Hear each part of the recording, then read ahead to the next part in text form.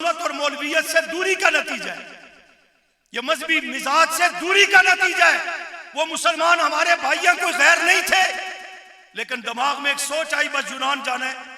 और उससे भी बड़ी अफसोस की बात, वो भी तनकीद के लिए नहीं अफसोस के लिए कहता हूं, वो बाप बेटा भी मुसलमान थे जिन्होंने 15 करोड़ रुपया लगा करके टाइटैनिक को देखने के लिए समंदर में गए और मौत को खरीद लिया। 15 करोड़ रुपया लगा कर सारी रात मौसीकी सुनते रहे इस खुशी के अंदर क्या हमारे जनाब टिकट हो गए। हमने अब दोस्त जो है वो पानी में जो चलने वाली क्या उसको कहते हैं, उसको हमने बुक करवा लिया। सुबह हमारा सफर है, रात को अंधेरे में मौसीकी लगाकर खुश होते हैं। 15 करोड़ रुपया लगा करके दो बाप बेटों ने मौत खरीदी। क्या अल्लाह ने तुम्हें दौलत इसलिए दी थी कि तुम टाइटैनिक को देखने जाओ कि उसके साथ क्या हुआ? अल्लाह ने अगर कुछ दिया है तो रोजा मुबारक की ज़ियारत करो, बैतुल्लाह शरीफ की ज़ियारत करो, वालिदैन की ज़ियारत मोहब्बत के साथ हज का सवाब है, नेकियां मिलती है। रोजाना उठ करके वालिदैन की ज़ियारत करो, अकाबिर उलमा की ज़ियारत करो, औलिया इकराम की ज़ियारत करो, कुरान करीम की ज़ियारत करो। अल्लाह ने हमें सोच, फिक्र, दौलत और ये सलाहियतें इन चीजों की ज़ियारत के लिए दी हैं। हम मुसलमान होकर 15 करोड़ लगा करके टाइटैनिक को देखने जा रहे हैं। कल मरने के बाद अल्लाह ये पूछेंगे कि बताओ टाइटैनिक टूट गया, उसका मलबा मौजूद है या नहीं मौजूद? वहां तो ईमान का सवाल होगा, मन रब्बु का, मन नबीयु का, मन दीनु का।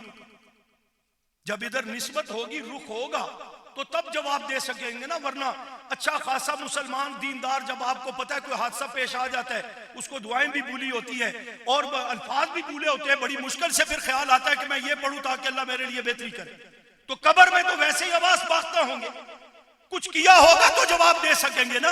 अगर खुदा न खास्ता दूरी रही और इसी तरह हर वक्त अपने आप को दुनियादारी में फंसाए रखे और 600 मील दूर उलमा से गुजरे, दीन से और दीन की बातों से दीन के करीब ना जाना, फिरकावारियत है, दहशत गर्दी, इंतहा पसंदी है, बच्चे को ये और वो बना देंगे, तो फिर नतीजा आपके सामने है।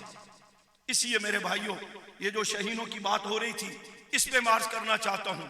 वो नबी करीम सल्लल्लाहु अलैहि वसल्लम के तरबियत याफ्ता सहाबा इकराम रिज़वानुल्लाहि ताला मजमाइन, जिन्हें अल्लाह के रसूल सल्लल्लाहु अलैहि वसल्लम ने अल्लाह से जोड़ा, कुरान और सुन्नत की तालीमात दी, तज़किया नफ्स किया और अल्लाह का कुर्ब, अपना कुर्ब नसीब किया। अपने तौर तरीके जो अल्लाह ने नबी अलैहिस्सलाम को दिए थे, उन उसवा हसना का उनको पाबंद बनाया।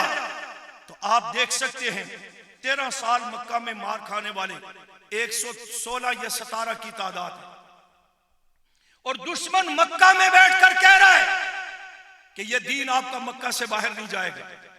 दुश्मन मक्का में बैठ के कह रहा है नबी करीम सल्लल्लाहु अलैहि वसल्लम को, आपका नाम लेने वाला दुनिया में कोई नहीं रहेगा। दुश्मन मक्का में बैठकर यह कह रहा है आपके साथ ये जो चंद सहाबा है ना, ये मुश्किल वक्त आने पर साथ छोड़ जाएंगे। हुदैबिया के मौका पर और मक्का में मुख्तलिफ मौके पर दुश्मन ने यह खुलासा पेश किया, ये चंद दिन की बात है, ये दीन बाहर जाएगा ही नहीं। लेकिन जिनका तज़किया नफ्स नबी करीम सल्लल्लाहु अलैहि वसल्लम ने ईमान और अपनी सोहबत में बिठा करके मकाम सहाबियत पर फैज करते उनका तज़किया नफ्स किया, उनको फिर आपने देखा कि दुश्मन की इस बात का मुंह तोड़ जवाब दिया। अल्लाह की मदद नुसरत, अल्लाह पर भरोसा करके निहत्ते निकले, उनसे घर बार छीन लिए गए, उनसे खाने के लिए उनके पास रोटी का टुकड़ा नहीं, पहनने के लिए कपड़े का टुकड़ा नहीं, घर बार भी छीन लिया, कारोबार भी छीन लिया, माल असबाब भी छीन लिया, बीवी बच्चे भी छीन लिए।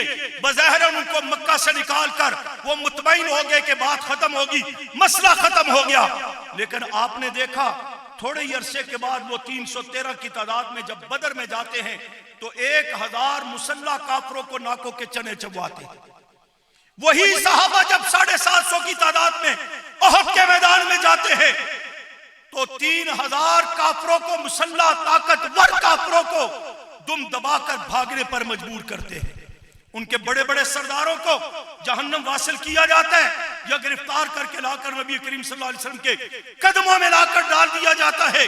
और उन्हीं में से जहां बड़े उम्र के सहाबा या नौजवान सहाबा का किरदार है, वहां इस तरह के 2 बच्चे भी उन्हीं सहाबा में थे, जिनके में से एक का नाम मुआज़ है, दूसरे का नाम मुअव्वज़ था। उन्होंने पूछा था अब्दुर्रहमान इब्न औफ रज़ी अल्लाह ताला अन्हु से कि ये बताएं कि अबू जहल कौन सा है। फरमाते मैं परेशान था, अभी तो मैं देख रहा था कि मेरे दाएं बाएं कोई मजबूत मुजाहिद खड़ा है, ताकि मैं दुश्मन से मुकाबला करूं और मेरे दोनों अतराफ महफूज हो, दिफा मजबूत हो। लेकिन मैंने इधर देखा तो बच्चा है, इधर देखा तो बच्चा है। अभी मैं सोच रहा था, दोनों बच्चों ने बैक ज़बान सवाल किया, हमें बताएं चचा जान, इस्लाम का दुश्मन अबू जहल कौन सा है? फरमाते मैंने उनसे कहा तुम क्या करोगे, तुम तो अभी बच्चे हो। उन्हें कहा सुना है कि वो गालियां देता है महबूब बारी को, मर जाएंगे या मारेंगे उस नारी को, मर जाएंगे या मारेंगे उस नारी को। सुना है कि वो गालियां देता है महबूब बारी को सल्लल्लाहु अलैहि वसल्लम। कहते हमने सुना हमारे नबी का दुश्मन है, अल्लाह का दुश्मन है, दीन इस्लाम का दुश्मन है। फरमाते हैं वो सफे सीधी कर रहा था, मैंने उंगली का इशारा किया, बच्चों को बताया वो सामने है। अभी मेरा हाथ पीछे नहीं आया था, तलवार लेकर दोनों बच्चे पहुंचे। एक ने ये देखा ना जूटो कराटे जो सिखाए जा रहे थे, अब ये ना होता तो एक तो पहली बात है हमारे बच्चे तलवार उठाते हुए भी हाथ कांपता, ये इतनी बड़ी तलवार उठाए नहीं, हमें खिलौना दो कोई, हमें मोबाइल दो कोई, हमें गेम खेलने के लिए कोई चीज दो, ठीक है। लेकिन जब इस हाथ में तलवार है, और एक रिवायत में आता है तलवार भी उनसे बड़ी थी, हजरत उमर ने रोका, किधर जा रहे हो, अपने से बड़ी तलवार उठाई, तलवार उठाई नहीं जाती, दुश्मन को मारने जा रहे हो। उनका नबी अलैहिस्सलाम का हुक्म है, हजूर से हिदायत लेके आ रहे, दूसरी मौके की बात है, तो तलवार लेके जा रहे हैं।